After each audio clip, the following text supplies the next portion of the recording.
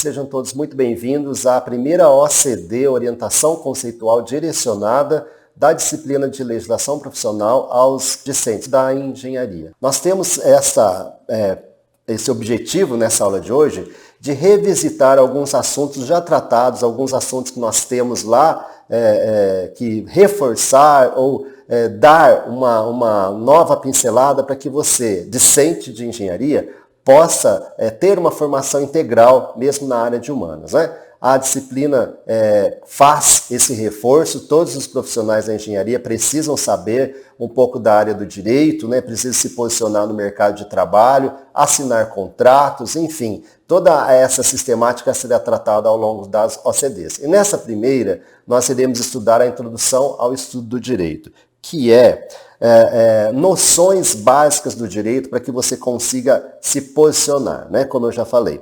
É possível, então, o homem viver sozinho?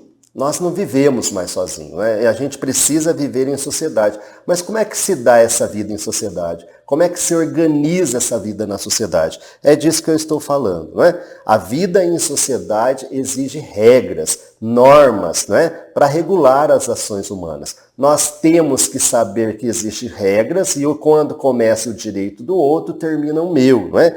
As regras são formas de agir. A gente precisa se pautar por essas regras porque a gente precisa conviver bem com as outras pessoas. E no mundo corporativo, no mundo do trabalho, no mundo do mercado de trabalho, também existem essas regras, né? Se cada um fizer a sua parte, nós teremos uma sociedade mais justa, melhor de se conviver, né? Algumas normas no direito brasileiro são providas de sanções ou de punições. Outras normas não. Por exemplo, normas de etiquetas são normas que não possuem só sanções sociais, né?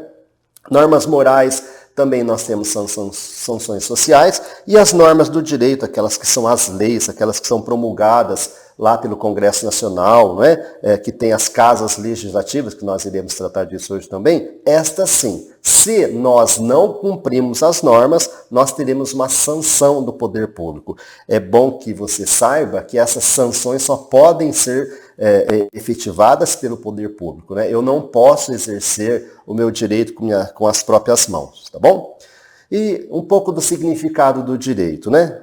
A palavra direito pode se referir à ciência, né, do direito, que é um conjunto de normas jurídicas vigentes em um país. Nós temos essas normas como base e essas normas têm que ter vigência, ou seja, se uma norma já saiu do ordenamento jurídico, ela não está mais vigente, portanto, ela não tem mais efeito, tá bem? A palavra direito tem um sentido de ser uma coisa reta, né? Uma forma de agir correta, com retidão. Para que eu e você, a gente consiga agir de uma maneira correta, nós precisamos fazer seguir o que as normas determinam, né? Prosseguindo, a gente tem a nossa situação aqui na faculdade, né? O direito como um ramo das ciências sociais, né? Que vai estudar essas normas, vai estudar como elas são formadas, quais são os efeitos das normas, né? A eficácia, a eficiência dessas normas, porque essas normas controlam as nossas relações na sociedade. Imagina você que nós temos que fazer um contrato de uma obra, né? Onde é que tem que fazer o contrato? Quais são as partes? Quem pode assinar esse contrato, né? Então isso é muito importante. É uma disciplina, então, que nós estudamos para ter conhecimento das normas, né, em todas as áreas, tá bom?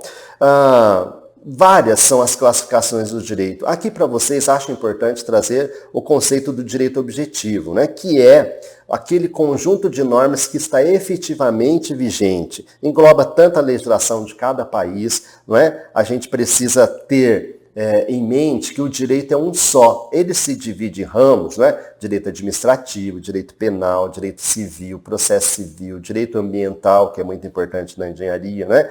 Para que nós tenhamos condições de fazer esse estudo mais didático, não é? E nós temos também o direito subjetivo, que é a faculdade, como o próprio nome já diz, né, subjetividade, é a faculdade de praticar um determinado ato ou não, não é? Por exemplo, receber aquilo pelo qual se pagou. Quer dizer, nós dentro do nosso mundo dos negócios, dentro do nosso mundo do direito, nós podemos pagar, comprar, é livre a iniciativa privada, comprar e vender, e a gente tem o direito de receber por aquilo que nós já pagamos, tá bom? O direito natural são as normas derivadas da natureza, aquilo que já está enraizado nas nossas relações humanas, né? Que é o direito à vida, o direito à liberdade, o direito à igualdade entre os povos, né? São também chamados de direitos fundamentais, tá bom? Veja que a nossa aula de hoje, nós estamos com uma série de assuntos, série de conceitos, por isso nós estamos numa orientação conceitual direcionada para fazer a base desses conhecimentos que nós iremos utilizar ao longo das aulas, né, ao longo dos assuntos a serem tratados. A palavra direito, né, na etimologia, ela tem origem latina do verbo directus, né, que significa reto, colocado em linha reta. Como eu já reforcei agora há pouco, é aquela seguir, né, de acordo com as normas, agir com retidão, não é?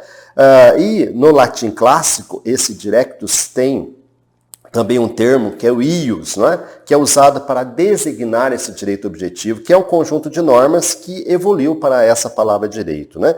O termo ius, ou jus, originou a criação de várias palavras, né, que nós usamos no nosso dia a dia, que é o justo, a justiça, entre outros, né?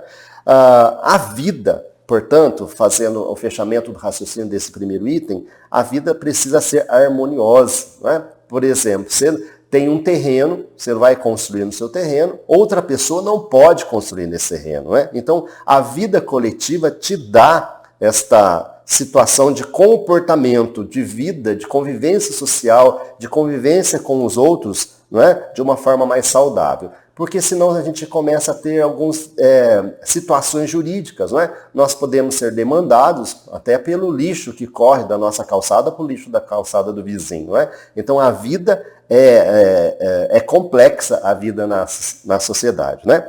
E aí o direito organiza essas normas são de cunho obrigatório, né? E vai dar uma segurança nessa organização social para que a gente consiga ter essa vida harmoniosa, né?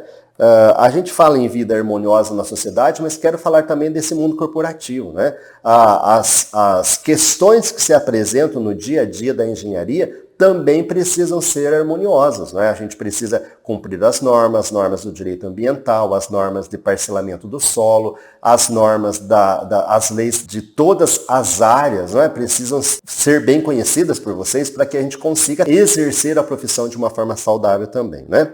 E qual que é a função do direito na sociedade? Se o direito organiza a vida na sociedade, a função mais importante, a função primordial, eu diria, do direito é a paz social. É permitir que as pessoas, que as comunidades, né, que as profissões consigam ter esse relacionamento saudável, né? Relacionamento com a família, com o Estado e com os próprios grupos, né? Não importam quais os personagens da história, né? Muito importante entender que o direito harmoniza a vida na sociedade, garante o bem-estar de um grupo, para que o caminho seja seguro, para que se tenha uma sociedade mais justa, mais fraterna, mais solidária, tá? Nós temos uma sociedade em constante evolução. E isso também nós temos que ter um sistema normativo que também tenha essa evolução. Nós não conseguimos, não é?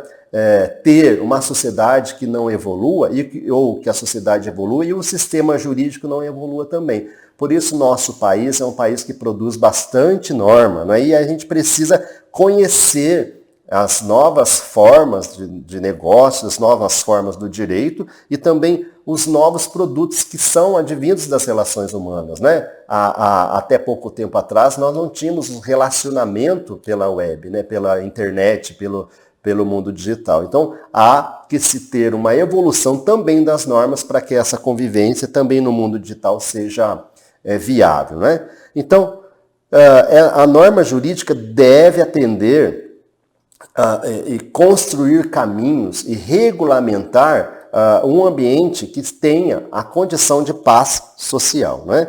O direito sempre teve essa função, né? Seja para pacificar as famílias, para resolver a questão das heranças, não é? Para ter a questão das relações jurídicas negociais. Não é? Então, essa disciplina deve alcançar o fim, né? Essa regularidade, esse atendimento às normas que foi pretendido pelo legislador tem que ser alcançado. Né? A gente precisa entender que quando a norma é cumprida, o direito cumpre o seu objeto. Quando a norma é cumprida, há uma harmonia na sociedade. Quando a norma é cumprida, nós conseguimos ter uma segurança jurídica, que é o termo, né? Para que nós tenhamos uma sociedade bem justa e igualitária. O direito ele tem fontes, né? Aqui fontes no sentido de onde nascem as normas. As fontes do direito podem ser diretas, que estão relacionadas à própria lei e o costume. E as fontes indiretas, que estão relacionadas à doutrina e à jurisprudência. A lei não é como fonte direta. A lei é aquela criada pelas casas legislativas, seja a Câmara Municipal, né, do município, as Assembleias Legislativas Estaduais e o Congresso Nacional. Essas são as casas legislativas que eu já vou tratar daqui a pouco. Né? A fonte primordial da norma jurídica é a própria lei. A norma é imposta pelo Estado e é obrigatória a sua observância, né? E assume essa forma coativa. O que quer dizer isso? Se eu não cumprir a norma, eu não não estarei de acordo com o que o sistema jurídico está prevendo, estabelecendo, e eu posso ser punido, né? Eu posso ter essa coação do Estado para que eu possa cumprir, tá bom? Uma outra fonte de norma jurídica são os costumes, né? Fato que no nosso país os costumes, e pela nossa velocidade de produzir leis, os costumes acabam sendo conduzidos ou acabam sendo passados à condição de norma, né? A gente então pode fazer isso. Na falta da lei, o juiz pode decidir de acordo com o costume do local. Né? Isso está um pouco em desuso, né? Ao longo dos anos nós temos uma produção legislante bastante importante, a gente não consegue. Né? No caso dos Estados Unidos, por exemplo, o costume é uma fonte muito utilizada como fonte de norma. Né? Doutrina. Aí é uma fonte indireta, né? Os doutrinadores vão fazendo as interpretações, vão traçando as suas teses, estabelecendo comparações, pesquisas, né? Os estudiosos acabam tendo um aprofundamento da matéria em comentários, aulas, livros, tratados, né? Pareceres, nas monografias, e isso acaba inspirando, né? Aqueles que vão decidir, aqueles que estão produzindo as normas. Então, há a possibilidade, né, da doutrina ser muito utilizada como fonte do direito. E, por fim, a jurisprudência. Né? O que é a jurisprudência? É o modo pelo qual os juízes e os tribunais se orientam. Né?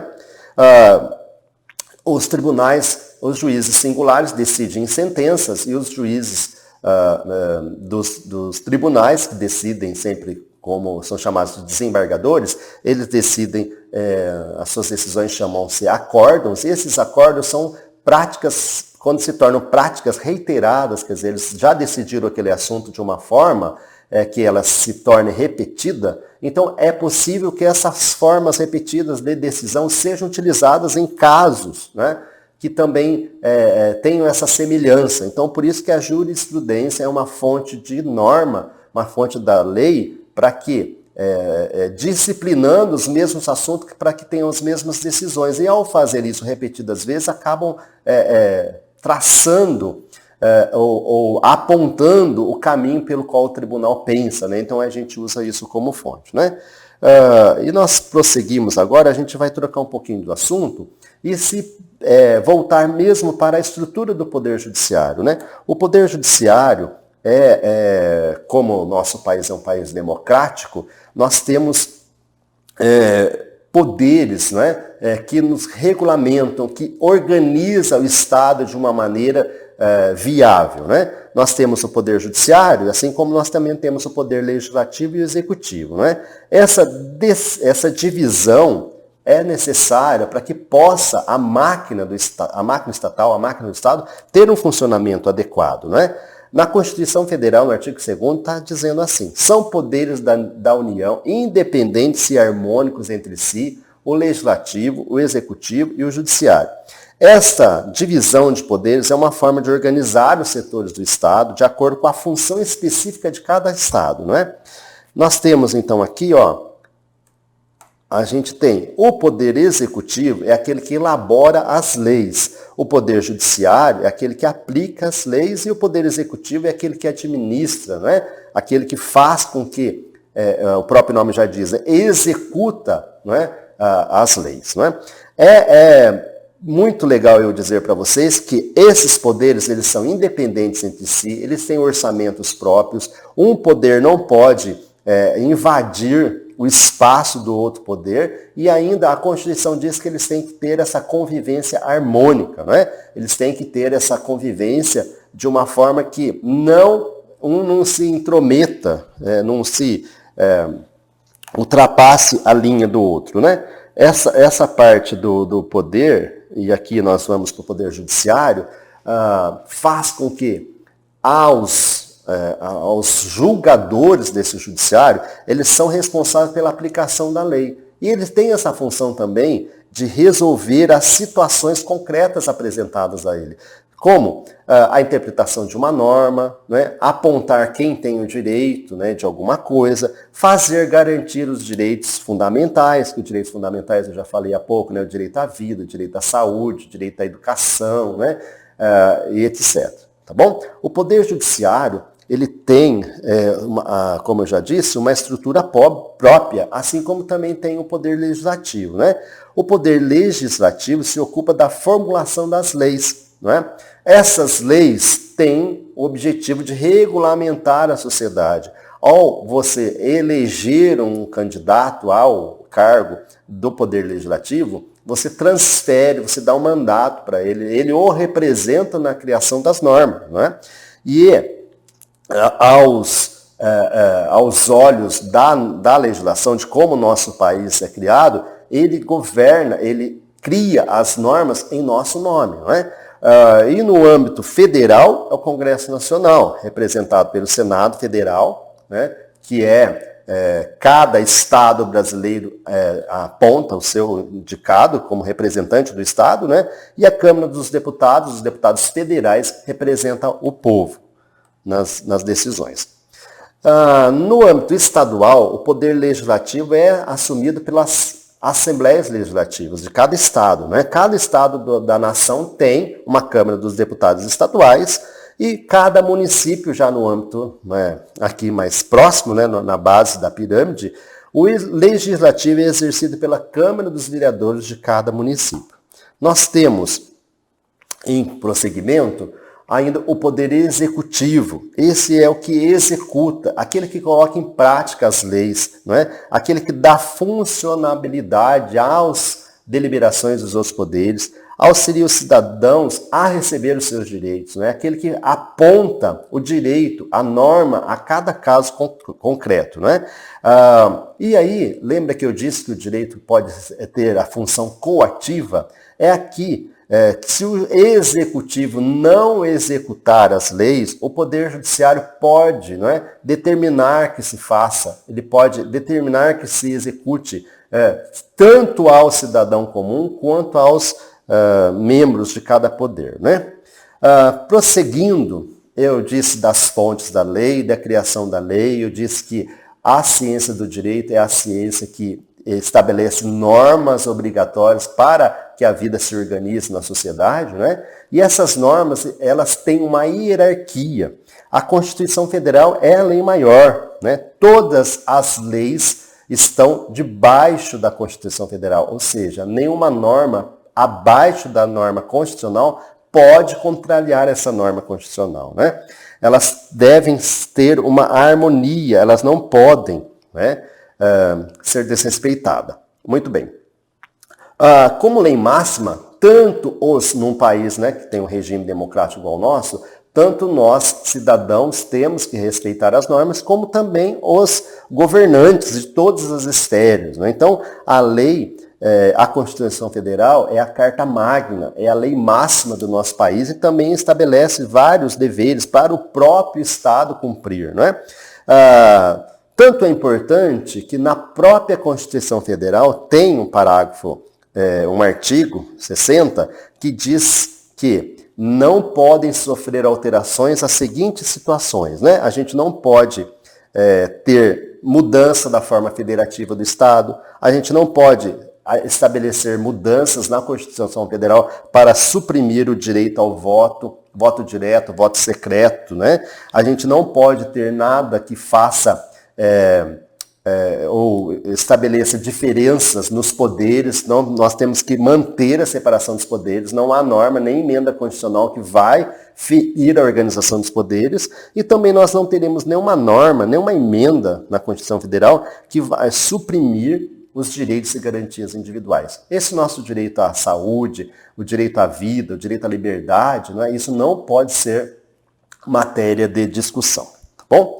Abaixo da Constituição Federal, há outras normas que são também essenciais para a nossa vida na sociedade, né? Essa estruturação faz com que uma norma não entre em conflito com outra. Há uma organização das normas, né?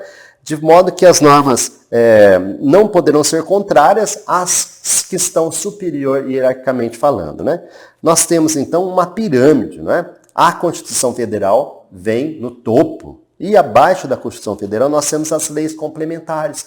Essas leis que, como o próprio nome diz, complementam o que diz a Constituição Federal. Elas estabelecem normas para que a Constituição Federal seja cumpridas e esclarecem, né, muitas vezes o que a Constituição Federal, o que o legislador constituinte quis esclarecer quando criou as leis, né?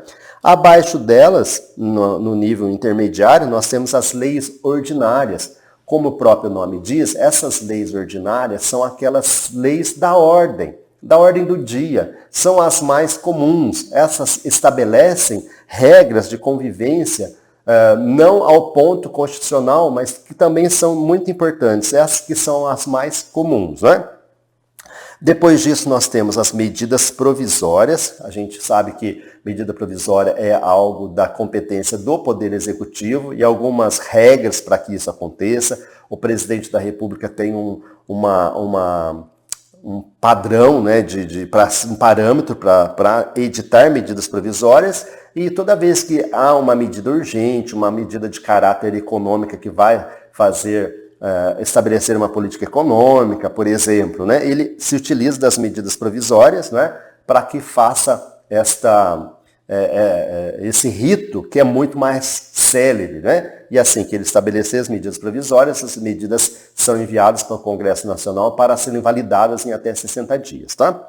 Depois nós temos, então, no mesmo patamar, as leis delegadas. O próprio nome já diz que as leis delegadas, o Congresso dá o poder ao presidente da República, por exemplo, delegando a ele um direito de estabelecer regras sobre algum assunto, tá bom? Elas têm regras específicas também, não é qualquer assunto, né? É bem limitado, não é?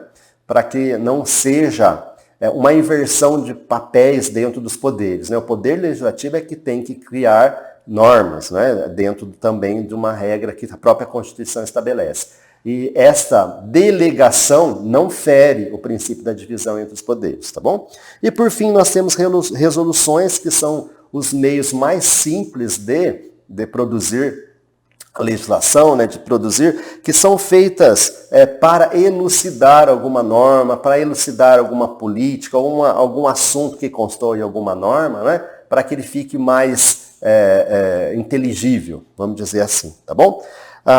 Dentro do nosso calendário, essa é a primeira forma que eu queria trazer, né? O primeiro assunto, que é abordar o conceito do direito, abordar o conceito de separação dos poderes, né? E a estrutura do Poder Judiciário, e abordar também a hierarquia das normas jurídicas. Qualquer dúvida que você possa ter, você pode se utilizar dos meios, né, de comunicação através do ambiente virtual de aprendizagem, né? Que nós temos as caixas de diálogos, e também há um fórum de dúvidas. Qualquer dúvida que você possa ter sobre o assunto, você faça lá o seu questionamento, que eu estou à sua disposição, viu? Muito obrigado pela atenção.